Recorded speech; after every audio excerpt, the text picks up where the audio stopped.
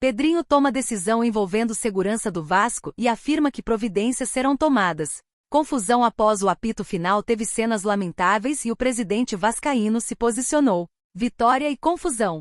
O Vasco tem aproveitado muito a força de São Januário. Venceu o Atlético PR por 2-1 de virada e está a 8 jogos sem perder dentro de casa. A equipe do Cruz Maltino tem demonstrado muito foco durante os 90 minutos e vive um ótimo momento. Vegetti é, sem dúvidas, um dos melhores centroavantes da atualidade do futebol brasileiro. Um jogador muito acima da média e que demonstra um poder de decisão muito forte nos momentos mais difíceis. No fim da partida contra o Atlético PR, houve uma grande confusão envolvendo um dos seguranças do Vasco e alguns jogadores do Furacão e as câmeras do Sport TV flagraram a briga generalizada. Punição. No programa Boleiragem apresentado pelo ex-jogador Roger, Caio Ribeiro estava ao vivo em São Januário e trouxe o posicionamento oficial do presidente Pedrinho, que pediu desculpas ao Atlético PR. Ele me deu um recado importante e pediu para que eu passasse para o público do Boleiragem. Ele falou que pediu desculpas pessoalmente ao Paulo Autuori e que o Marcelo Santana pediu desculpas na coletiva de imprensa à instituição Atlético PR pelo ocorrido,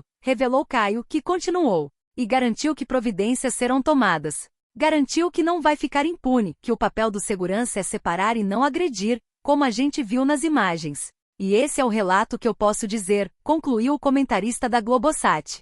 Pelo posicionamento do presidente e ao que tudo indica, o segurança envolvido na pancadaria será punido e pode correr o risco até de ser demitido. A instituição do Vasco ficou exposta. Houve muitas críticas em relação ao segurança, que realmente partiu para cima dos jogadores do Atlético PR, mas ainda não se sabe o motivo de todo o ocorrido. Vasco tem a maior sequência de invencibilidade jogando em casa no Brasileirão desde 2017. Desde que Rafael Paiva assumiu o comando da equipe, o Vasco também emendou boas sequências e subiu na tabela do Brasileirão. O Vasco venceu o Atlético PR de virada por 2-1, em jogo válido pela 24ª rodada do Campeonato Brasileiro. O duelo aconteceu em São Januário e mostrou novamente a força da equipe diante da sua torcida. O Furacão saiu na frente do placar com Gabriel, ainda no primeiro tempo. O Cruz Maltino foi empatar na segunda etapa com Rodrigues. O gol da vitória saiu no fim da partida com Vegetti já aos 41 minutos. O duelo entre Vasco e Atlético PR foi uma prévia do confronto das quartas de finais da Copa do Brasil, que acontece ainda nesta semana. A partida de volta será apenas no dia 11 de setembro. Invencibilidade em casa. Com o triunfo sobre o Atlético, o Vasco chegou à sua melhor sequência invicta jogando em casa desde 2017, quando ficou 9 partidas sem ser derrotado. São 8 jogos sem perder em São Januário em 2024. A boa sequência também o aproxima de estar próximo da zona de classificação para a Libertadores. O Cruz Maltino tem 31 pontos e está em 8º lugar na tabela de classificação do Brasileirão. O primeiro time do G6 é o Bahia, que tem 39 pontos até o momento. São 8 pontos de diferença. Porém, o Vasco tem um jogo a menos em relação à equipe do técnico Rogério Ceni. Rafael Paiva expõe cobrança no vestiário e revela que precisou assumir em Vasco x Atlético PR. Comandante Cruz Maltino detalhou bastidores cruciais para a vitória em São Januário. Vascão foi buscar o resultado. O Vasco recebeu o Atlético PR em São Januário na última segunda-feira 27, e após sair perdendo por 1-0 na primeira etapa, conseguiu uma importante virada no placar, vencendo por 2-1.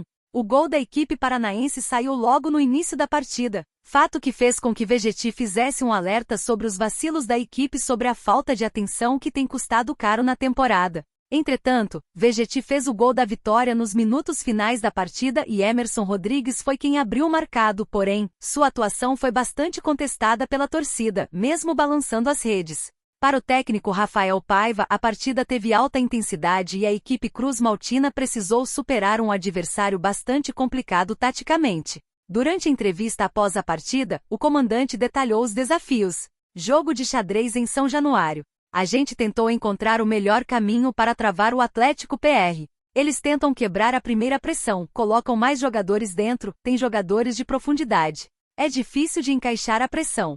Quando conseguia roubar, não conseguiu verticalizar como deveria, não encaixou o contra-ataque, faltou a última bola. Uma jogada individual para entrar na última linha com vantagem numérica. É jogo de xadrez com intensidade altíssima, iniciou Paiva. A gente veio com um mecanismo para travar o jogo. Eles entenderam e buscaram alternativas. A gente mexe uma peça, eles mexem outra. Em alguns momentos teve trocação. Esse jogo aberto é pelo nível do jogo, e tudo faz parte do contexto. A gente se equilibrou mais no segundo tempo. É assim que eu enxergo o jogo de hoje, completou. Mas para reverter a desvantagem no segundo tempo, o time precisou ser cobrado assumir riscos. Paiva explica como o Vasco conseguiu a reviravolta. Cobranças e riscos. A gente cobra muito desde o início do jogo. É um grupo experiente, eles sabem que a gente precisa entrar bem, fala isso o tempo todo. No primeiro tempo, até conseguiu controlar em algum momento, mas a gente tomou o gol. A partir desse momento tem que arriscar mais, sair mais. Foi isso que aconteceu no segundo tempo, jogar com o limite do erro mais alto, se arriscar um pouco mais e o adversário tende a baixar um pouco mais. Isso é parte do jogo, detalhou. Paiva finaliza apontando que o duelo contra o Atlético PR rendeu lições. É muito difícil uma equipe aqui no Brasil fazer um gol, depois 2, 3, 4. É raro. A gente partiu para o jogo, foi para um limiar de erro maior, fez um gol de transição que não encaixou no primeiro tempo. No intervalo, ajustou muita coisa, cobrou muito. Eles se cobram muito, sabem onde podem estar, onde querem estar, o que podem conquistar. A gente está no caminho, evoluindo. É enaltecer estar no G8. Não é fácil. Tirar lições positivas, independentemente do primeiro ou do segundo tempo, o que foi melhor ou pior, o mais importante é o resultado de 2-1. VGT valoriza a vitória do Vasco e expõe sobre gols sofridos da mesma forma na competição. Sob o comando de Rafael Paiva, o Vasco ganha, se afasta do Z4 e começa a sonha com o G4 do Campeonato Brasileiro. Em busca de mais. O Vasco venceu de virada o Atlético PR por 2-1, com gols de Emerson e VGT na última segunda-feira 26, em São Januário, em partida válida pelo Campeonato Brasileiro. Com o resultado, a equipe salta para a 8ª posição com 31 pontos conquistados. O placar, inclusive, poderia ter sido mais elástico e confortável. Mas o gol marcado por Hugo Moura foi anulado com a ajuda do VAR. Isso porque VGT, que estava em posição irregular, atrapalhou no lance.